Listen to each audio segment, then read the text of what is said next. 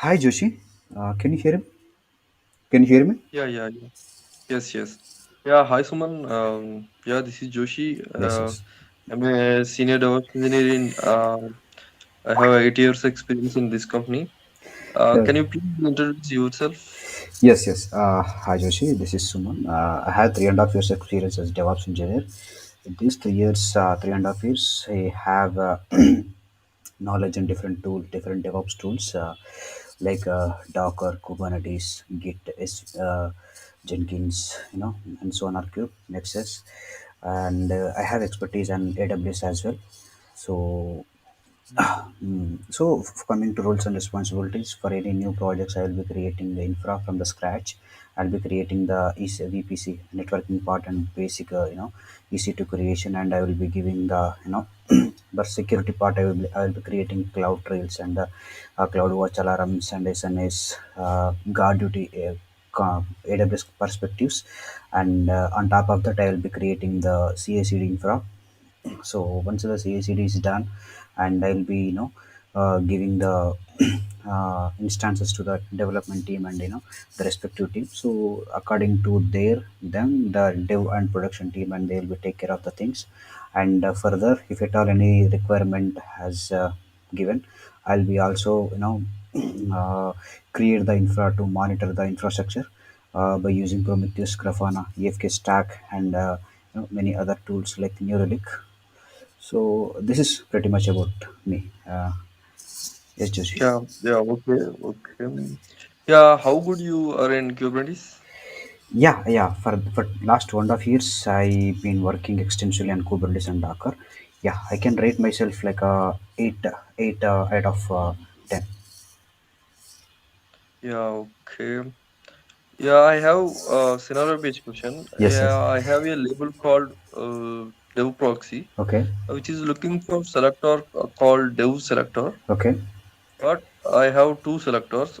Okay. Now, each for dev selector, the selector may label Okay. will connect. Okay. So you have two selectors and okay, two selectors name is same, right?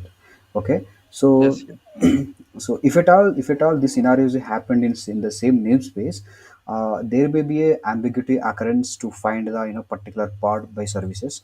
But if at all these two selectors are are in different namespaces, there won't be any ambiguity issue. The underlying service will find the pod, and the communication will happen seamlessly. yeah. Mm, could you please share the screen and write a manifest file to deploy Nginx container? Okay. So you want me to write a manifest file, right? Yeah. Okay, manifest file. Okay, can you see my screen? Yes. Yeah. You can proceed. Just give me a second. Let me see my screen. Tab.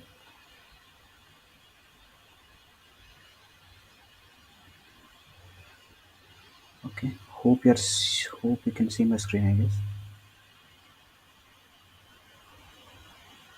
Yes. Okay, so first I have API server, API version. It could be like app/v1, app/v1, and after that I have kind, like it could be like a pod, or it could be like a deployment. So it could be prerequisite. And after that I have metadata. So this is the data about the pod.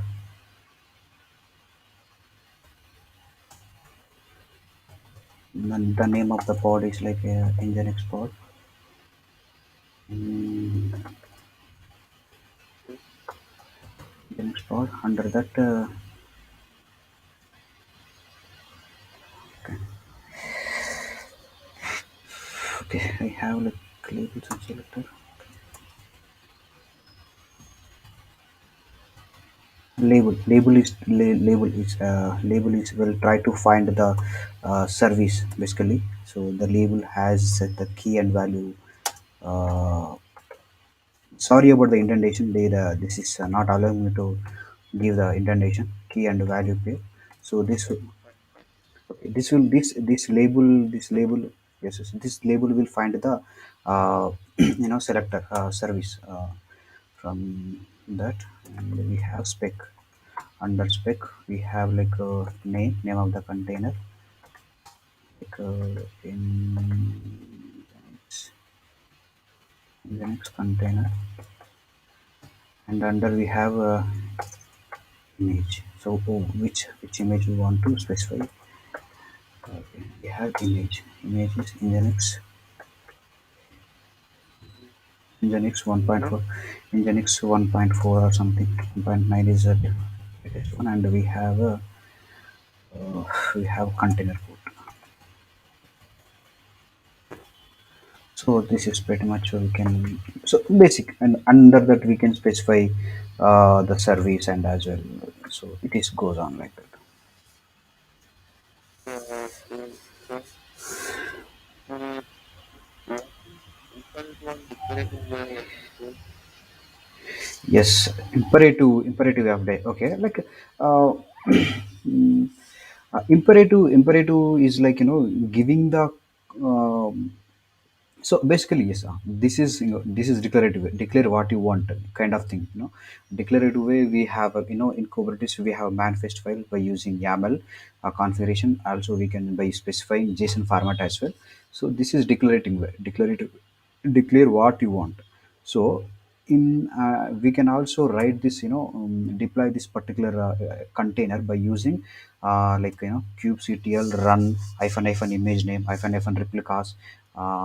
So in declarative way we are just creating the container just by running one command, kubectl, like kubectl run image equal to nginx and replicas. We specify what we specify in terms of commands. That is called uh, the imperative way.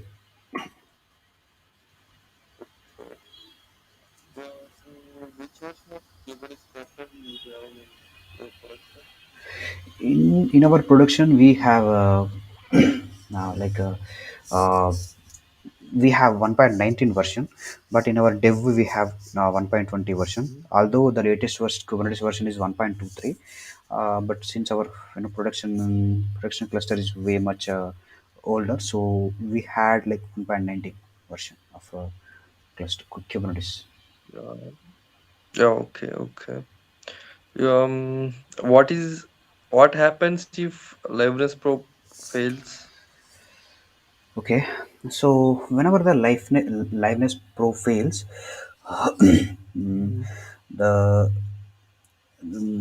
the Kubernetes will try to recreate the container by its own. And the container, the traffic, the service will not let the traffic to go to that container. And so that it will uh, you know mm, the application down will not be happen.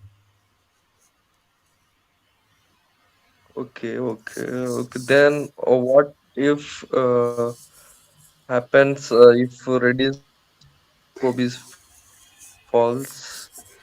Okay, if the readiness probe is fails, the service will not find. Yes.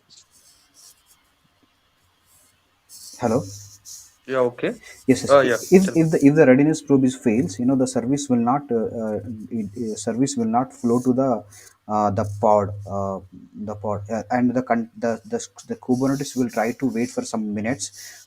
I mean to say that some time. We have specified in threshold time and minimum wait time, maximum wait time. So by those tags, it will wait for the Kubernetes will wait for that much time, and it will make sure that service is the container is ready, and then only the service will send the traffic to the pod. Okay. Yeah. How many workers do you have in your cluster? Okay, in our production, in our production environment, we have eight FI6 large instances in our AKS cluster. In our dev environment, we have I guess like some 4 to 5 T2 micro instances in our QA. Also, we have like some tens of T2 micro instances. Since it's just a dev and test environment. In our production, we have 8 to 10 of M5 large. Mhm. Mm, is your cluster managed cluster or self-managed cluster? Yes, actually, for one of the project we used, our client requirement was, EKS. So we went with, a managed cluster, and for some of our, old projects, we have a managed, self-managed cluster. So we have deployed in on-premise, we have create. We have installed Kubernetes and on-premise infrastructure, and for our earlier project, we have also used some COPS software. So I have expertise on all types of managed cluster and self-managed cluster, but recently we are using a managed cluster, mostly EKS only. Okay, fine, fine. Um, uh, Okay. yeah, which one is better and why, Okay, from in your point of view? okay, from from managed and self-managed cluster, like managed cluster is much better one. Even in self-managed Why, cluster, why? yes, yes, in self-managed cluster we are only able to scale the pods. If the given infra, like if the given nodes are given um, sufficient memory and sufficient CPU has been provided. On top of that, we can scale the pods. But in managed cluster such as EKS, it does the scaling, auto scaling of nodes, and as well as pods. So in a managed cluster we find we can make use of this auto scaling of nodes, and we can achieve much cost to we can save a lot of money. So in this, the auto scaling of node will happens only when a huge traffic is incoming and hitting our application. So in and also like so most of the complex process will be avoided in the managed cluster.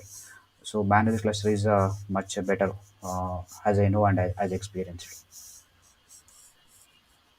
Yeah, okay, okay. What kind of troubleshooting Okay. have you done in your Kubernetes? Okay. So This one. Oh.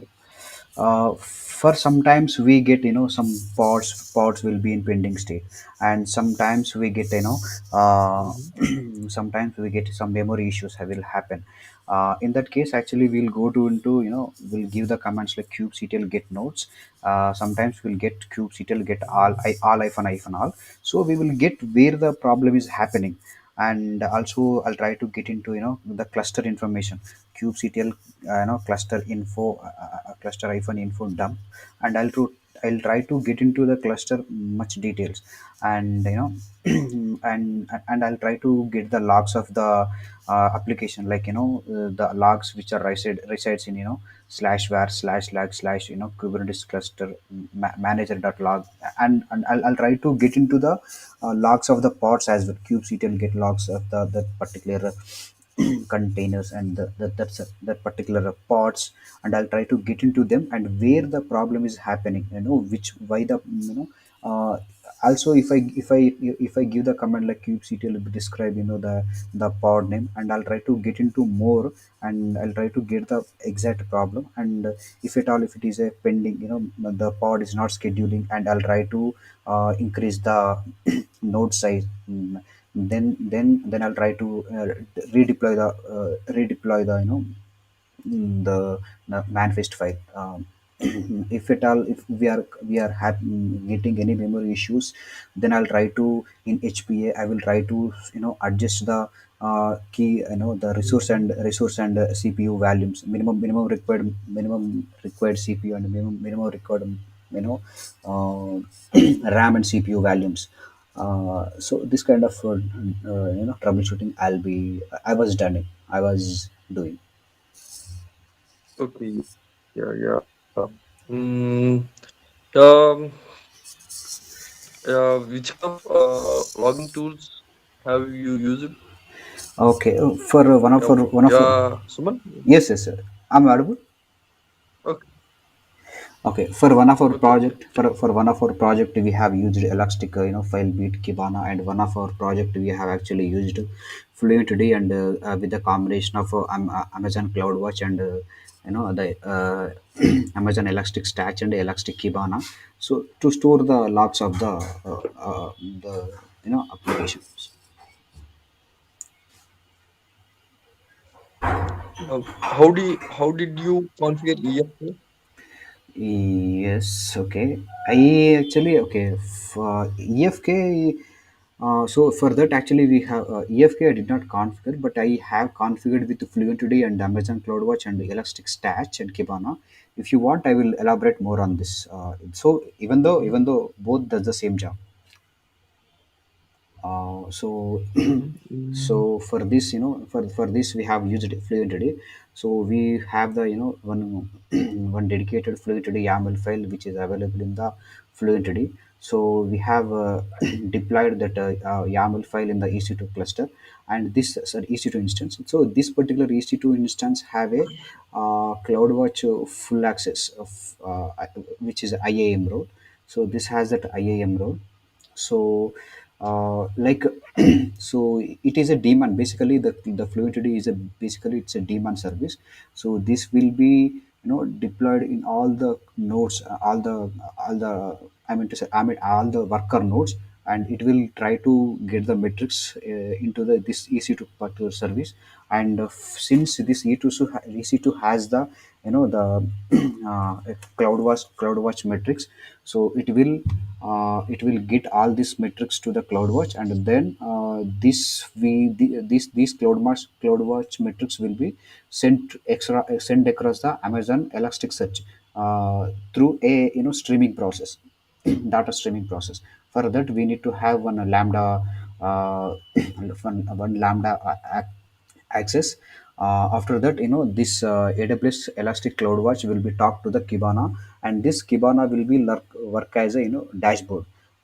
It the data of logs from the all the nodes will be streaming. In the Kibana we have like all the Kibana will be used as a data mm-hmm. visualization tool, and all these logs will be stored into the CloudWatch metrics and S3. Okay, okay, Suman. Suman, I want to copy a file to container. How can I? Okay, in Docker, right? In Docker, okay. Actually, we have Yeah, yeah. a command called Docker CP from Docker CP, uh, Docker CP slash source. From where we want to copy the file to the destination. So Docker CP work in either way. So if through by using Docker CP, we may copy the files from container to local, and local to container. We just need to change the source and destination. Docker CP will does the job. Mhm. Okay. Um, how can I expose Docker container publicly? Okay, like when we create a container like Docker run hyphen d hyphen name and the container name and hyphen p, like port binding with the host port and container port. So it will create the container, and by using that EC2 instance IP address and the container port in like node IP and container port, we can expose the container publicly, but it is not a recommended way of exposing the container publicly. Okay, okay. Um, then how traffic from outside reach to applications in pod in Ingress way? Okay, so the ingress is it acts like a load balancer in front of Kubernetes. So whenever the request comes, it will reach to the route 53. So the from the route 53, the traffic will go to the ingress, and if after ingress it will go to the load balancer. We configure different uh, so actually, sorry, the traffic will route to the route 53 first. After route 53, the traffic will be moved to the load balancer through the load balancer DNS endpoint. Once it reaches to the DNS endpoint, in ingress we have actually many ingress rules. Through application routing and host port routing, path based routing, we have different kinds of routings are available in ingress. So depending upon the URL and depending upon the routing, the which we specify in the ingress rules file, the traffic from load balancer via ingress will reach to the node. And inside the node we have, like, the service, the service with a node port and its IP will find the pod. The pod has the application. So so that's it. Basically, route 53, load balancer to the ingress to the ingress rule to the node to the container to the pod. It will reach the application. Mm-hmm. Do you know about ECR? Yes, yes. So basically, here is a Okay. How did you configure ECR? yes. ECR is a it's like a registry storage. It's kind of artifact storage.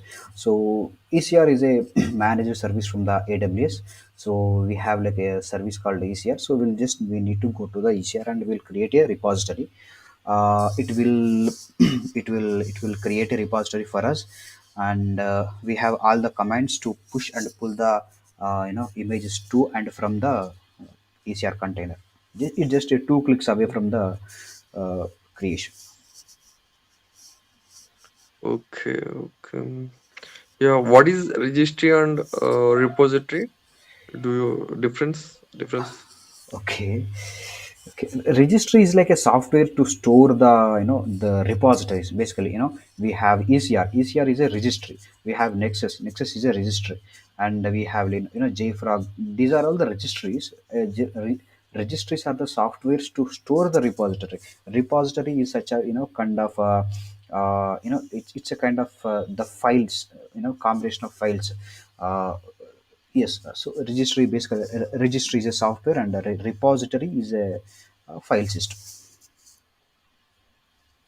Um, okay, what do you know something about deployment object in Kubernetes? Okay, the deployment is one of the kind of object in Kubernetes. So we have we have different kind of two types of deployment strategies. One is rolling update and one is a recreate.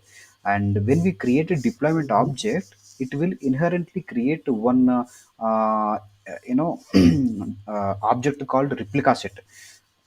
Replica set. So even though we delete the replica set, the deployment object will create the replica set. So this is a new point. And so as a deployment strategies we have like a, so in deployment object also we can scale out the pod, scale out and scale in the pods. And we will we will revision the pod if at all we have a any problem is going on present revision. We will go back to the previous version, like we have like a deployment files are there, like deployment undo revision, rollout back to revision equal to hyphen revision equal to something previous version like 2 or 3. And so deployment is a very advanced version of a replica set. So we can scale out, we can scale in, we can revision, and we can roll out, and we can uh, so we can achieve many things called like deployment, rolling update, and we can like the deployment strategies like the recreate and rolling update. So this is basically something which I know about deployment option. Mhm. What is STO? Have you configured it? Yeah, Istio, I have no knowledge on Istio. I'll look into it. Mhm. Yeah, okay, okay. Mm, yeah, CMD versus entry point in Dockerfile. Yes, okay. See, the mm, okay, the entry point can be worked can be used as a argument for the CMD. Sorry, the CMD can be used as an argument for the CMD, and the CMD in a Docker file, no matter how many CMDs are present, only the last CMD argument will be executed, and CMD will be can be overridden. The entry point cannot be overridden. This is something what I know about this thing. Okay, okay. Yeah. Can you write Docker file to deploy a web server? Okay, okay. You want to share the screen? You want me to share the screen? Yeah, yeah, yeah. Okay, Docker file, right? Okay, to just deploy any server, right? Okay, Yeah, continue, continue. okay,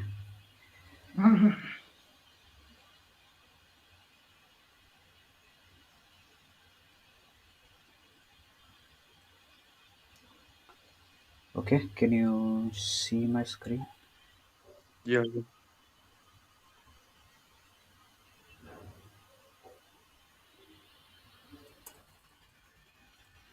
So first we have from command. So from will get the base image. Uh, like,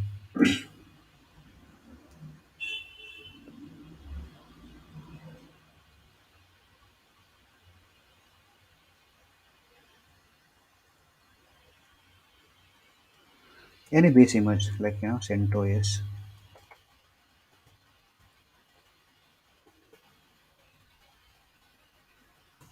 We can specify maintainer who is writing this code,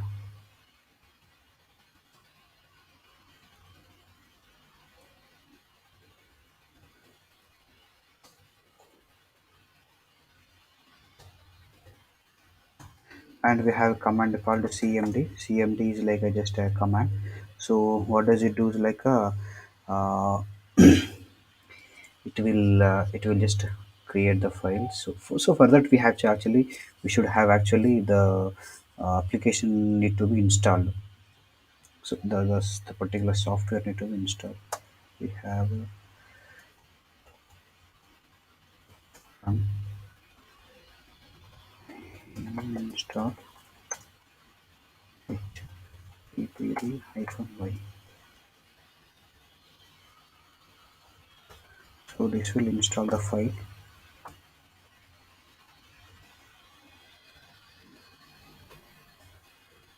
So this will install the file basically.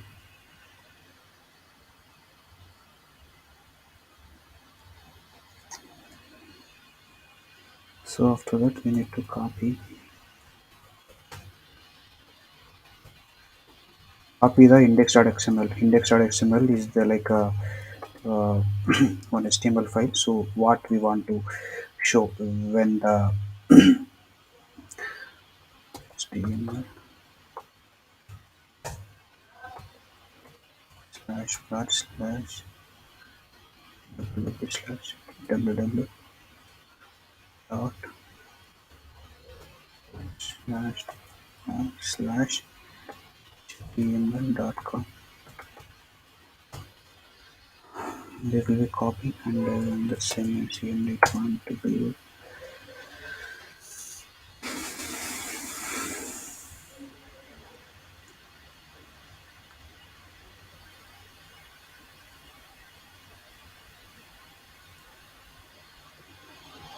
So just cmd and I will just try to expose the file. Okay. yeah, yeah. Okay, okay. Um, This will does the job basically. so okay. Um, how did you persist the pod data in Kubernetes? Okay, for that we have a different kinds of volumes are there. So in EKS we have like a EBS volumes. So if at all the pods data need to be stored in a particular outside of the cluster, we have default EBS provisioner out there, and one of our earlier Kubernetes cluster we used NFS provisioner. So we installed NFS provisioner in different server, and we configure and we give the mount path, value mount path, and and value mount endpoints.